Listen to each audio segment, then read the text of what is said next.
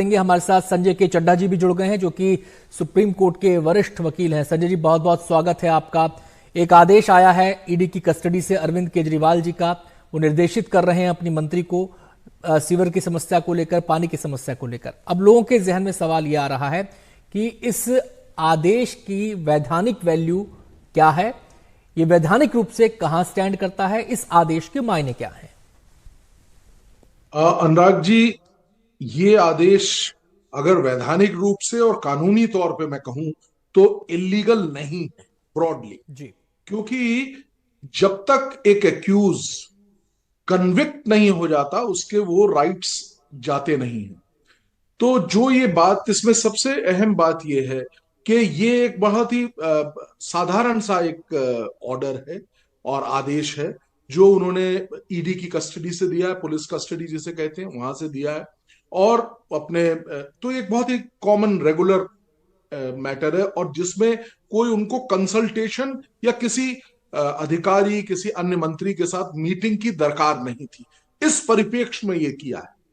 निश्चित तौर पे जैसे अभी आपके संवाददाता भी बता रहे थे कि ये एक इस चीज को बार बार अंकित कर रहा है कि जेल से हम लोग चलाएंगे सरकार, ऐसा जो कहा था अरविंद केजरीवाल ने, वो ऐसा लगता है कि उस नीति पे चल रहे हैं। लेकिन एक सबसे बड़ी समस्या जो देखने में आएगी, क्योंकि ये चीज एकेडमिक पर्पस से बिल्कुल सही है कि वो किसी भी तरीके से बार्ड नहीं है, लेकिन जी एकेडमिकली ठीक है। लेकिन जब प्रैक्टिकल हम बात करते हैं, क्या जेल से सरकारें चल सकती हैं, ये पहला ही मौका रहेगा। और इसमें सबसे अहम जो डॉक्यूमेंट या लेजिस्लेचर पीस कह लीजिए, लेजिस्लेचर तो नहीं, जी जेल का एक मैनुअल होता है, उसका अवलोकन करना बहुत आवश्यक है। जेल में कोई भी एक्टिविटी जो होती है, अनुराग जी आपके माध्यम से बताना चाह रहा हूं, जेल के अंदर जो भी एक्टिविटी होती है वो सारी एक्टिविटी जेल मैनुअल के द्वारा डिजाइन होती है। जेल जी मैनुअल में जो जो लिखा है उसको फॉलो किया जाता है।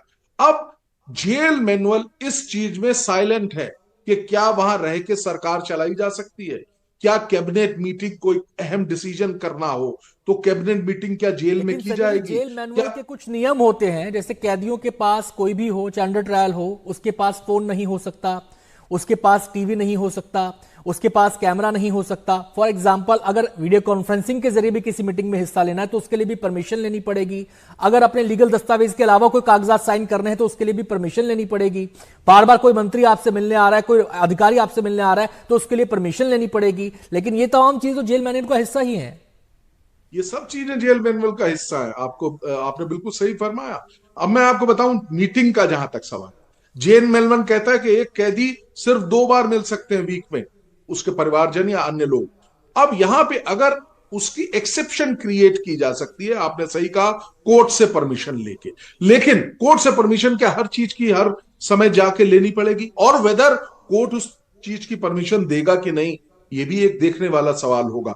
इसीलिए जी यहां पे ये, मैंने जैसे कहा पहले भी कि एकेडमिकली ये बहुत अच्छा लगता है कहना कि जेल से जी सरकार चलाएंगे, पर थोड़ी क्या बहुत बड़ी ज्यादा दिक्कतें सामने आने वाली हैं अगर हम देखें। जी जैसे आपने वीडियो कॉन्फ्रेंसिंग का कहा, वीडियो कॉन्फ्रेंसिंग की कैदियों को सुविधा नहीं है अपने परिवारजनों से मिलने, उसकी अगर परमिशन कोर्ट दे देती है जी तब कर सकते हैं। आपने कोई कैबिनेट मीटिंग करनी है, कितने लोग आपसे मिलने आ रहे हैं, वो सारी चीजें ऐसे हवा में तो है नहीं, एक कानून व्यवस्था है। एक जी अदरवाइज तो कियोस हो जाएगा। जी संजय जी, मैं आपसे यह भी जानना चाहता हूं कि एक पहली बार अजीब सी सिचुएशन ये पैदा हुई है देश के सामने, और यहां पर संवैधानिक प्रश्न कई खड़े हो गए हैं। क्या आपको लगता है कि यह मामला एक पुनर्विचार का आधार बनेगा, कानून की नई सिरे से व्याख्या का आधार बनेगा? जो क्लॉज, जिन क्लॉजेस की बात कही जा रही है कि संविधान इससे मना नहीं करता, तो वो चीजें यहां पर ऐड ऑन होंगी? पहला सवाल मेरा ये।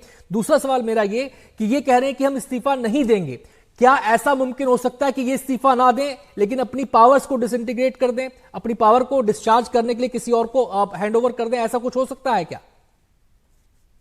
एक होता है ना, हैंडिंग ऑफ द टॉर्च नहीं है यहां पे। ऐसा नहीं हो सकता कि सीएम मैं ही बना रहूंगा लेकिन मेरे बिहाफ पे XYZ काम करेगा, ऐसा भी कोई प्रोविजन नहीं। लेकिन जो आपका पहला और सबसे अहम सवाल आज के परिप्रेक्ष्य में है कि क्या व्यवस्थाएं हैं कानून। देखिए कानून क्या है, कानून वो होता है या लॉ कब बनता है, वो सिचुएशन के आधार पे बनता है। साइबर, मैं एग्जांपल देता हूं आपको, साइबर लॉज को 80 के दशक में, 1980-90 में कोई साइबर लॉज नहीं जी होते थे। तो वो अभी से 2 दशक पहले ही साइबर लॉज बने, क्योंकि उस वक्त उसकी दरकार नहीं। अब ये एक नया बिंदु, नया प्रश्न हम लोग, एक नई जी सिचुएशन समाज के सामने या राष्ट्र के सामने आई है। तो ऐसी परिप्रेक्ष्य में क्या हो, कॉन्स्टिट्यूशन मेकर्स ने या लॉ मेकर्स ने कभी भी इसको विजुअलाइज नहीं किया होगा कि क्या चीफ मिनिस्टर या हेड ऑफ द स्टेट जो है, वो head of the state not in terms of the constitution, otherwise तो एलजी या गवर्नर होते हैं हेड ऑफ द स्टेट। जी। तो कहने का मतलब एक अहम पोस्ट, पीएम या सीएम अगर जेल में हो तो कैसे होगा, इसका कोई कभी लॉ मेकर्स ने इसकी नीड नहीं समझी। जी भट्ट जी, मैं वेट करता हूं, आप कुछ कहना जी चाहते संजय जी, संक्षेप में एक छोटी सी बात और बता दीजिएगा कि आपको ध्यान होगा मनमोहन सिंह जी की जब सर्जरी हुई थी, जी। उस समय जो पावर्स का इस्तेमाल किया गया, जो निर्णय लेने थे, वो एक कैबिनेट कमेटी की अध्यक्षता करते थे प्रणब मुखर्जी। तो वो सिचुएशन को अगर देखा जाए, इस सिचुएशन को देखा जाए, तो दोनों को अलग अलग रूप में व्याख्या किया जाएगा क्या इसकी? मेरा ख्याल है कि दोनों की अलग अलग व्याख्या होनी चाहिए, नंबर एक। जी नंबर दूसरा, लेकिन दोनों सिचुएशन काफी अपने आप में साथ की हैं, क्योंकि जो है, जो पर्सन है जिसके जैसे कहते हैं ना, cabinet headed by chief minister, तो चीफ मिनिस्टर अगर मिसिंग है तो क्या उस परिप्रेक्ष्य में वो जो उनके द्वारा नियुक्त किया गया व्यक्ति देख सकता है, जो जो अगर अगर कोई जो हेड है वो बीमार है या उसका स्वास्थ्य ठीक नहीं है, वो इस परिस्थिति में नहीं है, तब ये व्यवस्था बड़ी इसमें चलिए, कोई बहुत बहुत जटिलता नहीं शुक्रिया है। संजय जी हमसे बातचीत करने के लिए और तमाम जो पहलू हैं, इसके कानूनी पहलू हैं, उन पर विस्तार से रोशनी डालने के लिए।